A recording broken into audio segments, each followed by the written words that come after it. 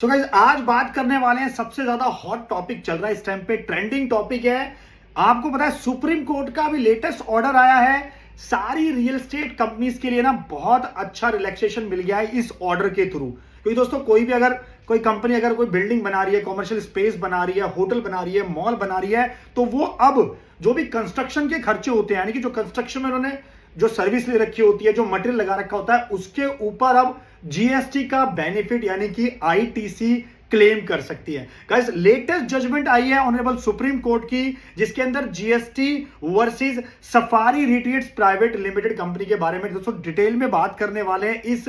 खासकर इसके ऊपर ITC benefit on construction expenses. तो गाइस वीडियो बहुत ज्यादा इंपॉर्टेंट होने वाली है, इसलिए आपसे कहता हूं कि वीडियो को पूरा देखें और स्किप ना करें।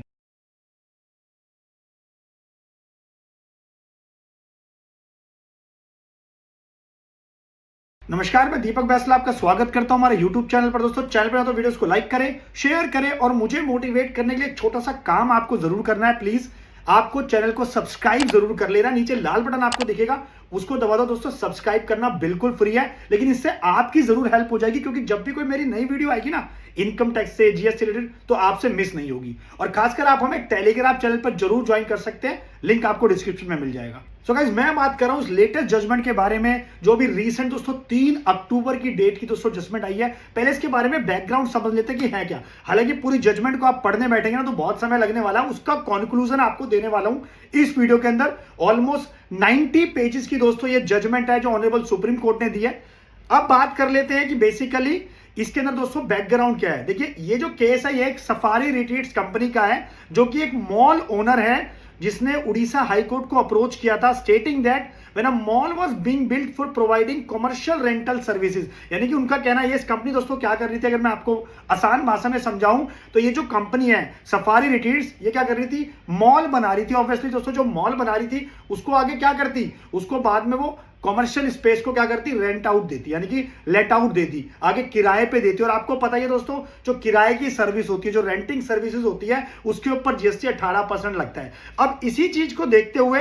अब इस कंपनी ने क्या करा, ऑनरेबल हाई कोर्ट के अंदर भी दोस्तों, उड़ीसा हाई कोर्ट के अंदर इन्होंने अपना अप्रोच किया और वहां पे ये बोला कि जब हमारा आउटपुट सर्विसेज यानी कि जो हमारी रेंटल सर्विसेज है, जब हम स्पेस बना लेंगे, हम बिल्डिंग बना लेंगे, मॉल बना लेंगे और उसको आगे हम क्या करने वाले हैं, लीज आउट करने वाले, रेंट पे देने वाले हैं, तो फिर उसके अगेंस्ट में हम जितनी भी इनपुट सर्विस लेंगे, चाहे हम कंस्ट्रक्शन से कुछ भी ले रहे हैं, मटेरियल यूज कर रहे हैं, कोई प्रोफेशनल सर्विसेज ले रहे हैं, सीमेंट ले रहे हैं, सरिया ले रहे हैं, तो दोस्तों उस केस के अंदर हमें आईटीसी सबका बेनिफिट दोस्तों मिलना चाहिए। अब इसी चीज को देखते हुए क्या बोला कि there should not be no restriction on taking input tax credit set up for the GST incurred on the construction में। यानी कि कंस्ट्रक्शन के टाइम पे जो वो मॉल बना रहे हैं उसमें जो भी कंस्ट्रक्शन के टाइम पे मटेरियल यूज कर रहे हैं, सर्विस यूज कर रहे हैं, उसके ऊपर उनको आईटीसी का बेनिफिट मिल जाना चाहिए। तो गाइस ये इसका कंक्लूजन था और इसके अगेंस्ट सुप्रीम कोर्ट ने भी यही बोला कि बिल्कुल इनको मिलना चाहिए। अब उसको दोस्तों इसके पीछे का लॉजिक क्या है समझते हैं। देखिए वर्क कॉन्ट्रैक्ट के केस में ना, अगर आप कोई वर्क कॉन्ट्रैक्ट, कोई आप बिल्डिंग बना रहे हैं, तो दोस्तों पहले क्या होता था, पहले के केस में दोस्तों क्या होता था कि आपको आईटीसी अवेलेबल नहीं होता था। यानी कि कोई कमर्शियल प्रॉपर्टी बना रहा है, कोई मॉल बना रहा है, कोई होटल बना रहा है, कोई बड़ी बिल्डिंग बना रहा है, तो पहले केस में क्या होता था कि आप कोई भी कंस्ट्रक्शन का काम, कोई मटेरियल ले रहे हैं, सर्विस ले रहे हैं, तो उस केस में आपको पहले आईटीसी नहीं मिलता था दोस्तों, क्योंकि आईटीसी आपका ब्लॉक क्रेडिट की कैटेगरी में आता है सेक्शन 17(5) सी और डी के हिसाब से। अब गाइस हम सेक्शन 17 और 5 सी और डी एक बार पढ़ लेते हैं कि क्या कहता है। कहता है कि work contract service when supplied for construction of immovable property, यानी कि आपको जो सर्विस दी जा रही है ये वाली एक इमूवेबल प्रॉपर्टी के लिए दी जा रही है, अदर देन प्लांट मशीनरी को छोड़ के, where it is an input service for further supply of work contract service. यानी कि सेक्शन 17(5) जो ब्लॉक क्रेडिट की बात करता है, यानी कि दोस्तों सेक्शन 17(5) बेसिकली कहता है कि कुछ स्पेसिफिक केसेस के अंदर आपको आईटीसी का बेनिफिट यानी कि जीएसटी का बेनिफिट नहीं मिलेगा कुछ सर्विसेज के ऊपर, तो ये 17(5) ब्लॉक कर देता है। जैसे कि आप, अगर मैं नॉर्मली जनरल बात करूं कि अगर आप कोई गाड़ी खरीदते हैं, मोटर व्हीकल परचेज करते हैं तो नहीं मिलेगा, कोई मोटरसाइकिल खरीदते हैं तो नहीं मिलेगा। तो दोस्तों ऐसे ही कुछ केसेस हैं जो वर्क कॉन्ट्रैक्ट यानी कि कंस्ट्रक्शन सर्विसेज पे भी एप्लीकेबल होते हैं, जिसके लिए ब्लॉक क्रेडिट आता है सेक्शन 17(5) क्लॉज नंबर सी में और डी में। अब मैंने सी आपको बता दिया, अब डी पढ़ लेते हैं एक बार। डी कहता है कि गुड्स और services are both receive by taxable person for construction of immovable property, यानी कि वो गुड्स और सर्विसेज कुछ ले रहा है क्या करने के लिए, इमूवेबल प्रॉपर्टी को बनाने के लिए, यानी कि जैसे मॉल ओनर है वो, या फिर होटल बना रहा है, या दोस्तों क्या बना रहा है, कोई भी मॉल, कोई कॉमर्शियल बिल्डिंग बना रहा है रेंट आउट करने के लिए on his own account including when such goods और services both are used in the course of furtherance of business, यानी कि आप बिजनेस के लिए उसको बना रहे हैं, लेकिन क्लॉज नंबर 17(5)D कहता है कि आपको उस केस के अंदर क्या नहीं मिलेगा।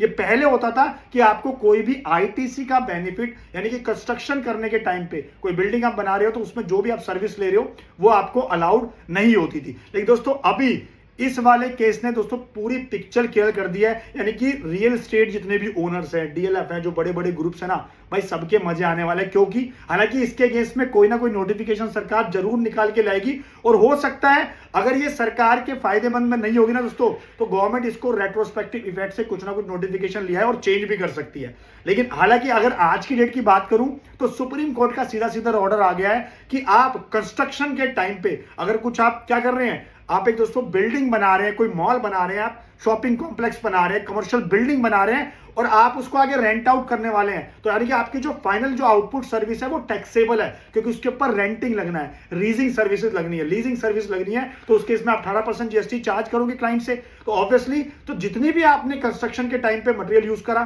सर्विस यूज करी, उसके ऊपर आपको सारा का सारा आईटीसी बेनिफिट दोस्तों मिल जाना चाहिए। ये सुप्रीम कोर्ट की इस जजमेंट के अंदर दोस्तों कहा गया है। अगर आपको पूरी जजमेंट की कॉपी चाहिए तो आप हमारे टेलीग्राम चैनल से दोस्तों डाउनलोड कर सकते हैं, लिंक आपको डिस्क्रिप्शन में मिल जाएगा। और जो इंपोर्टेंट पॉइंट सुप्रीम कोर्ट ने बोला ना, सुप्रीम कोर्ट ने कहा है कि आप जो भी यहां पे काम करोगे कंस्ट्रक्शन करने के लिए इमोबल प्रॉपर्टी का, उसको हम ट्रीट करेंगे कि वो प्लांट और मशीन की कैटेगरी में है दोस्तों, क्योंकि 17(5) COD क्या कहते हैं कि आपको आईटीसी नहीं मिलेगा। किस केस के अंदर, अगर आप कोई भी कंस्ट्रक्शन कर रहे हैं इमोबल प्रॉपर्टी का, कोई भी वर्क, कोई भी गुड्स या कोई भी सर्विसेज यूज करते हैं तो आपको उस केस में नहीं मिलेगा, लेकिन मिल जाएगा। एक्सेप्शन दोस्तों अगर आप ध्यान से पढ़ेंगे कि इसके अंदर लिखा है other than plant and machinery, इसका मतलब प्लांट एंड मशीनरी के रूप में आपको उसका क्या मिल जाएगा, आपको आईटीसी मिल जाएगा, जीएसटी का बेनिफिट आप ले सकते हैं। तो गाइस इसी चीज को देखते हुए सुप्रीम कोर्ट ने क्या कर दिया, अपना फैसला सुनाया है पॉजिटिव साइड में, असेसी के केस में, सफारी रिट्रीट्स के केस में, कि आपको जो है डिनाई नहीं करेंगे, यानी कि आपको जीएसटी का बेनिफिट मिल जाएगा।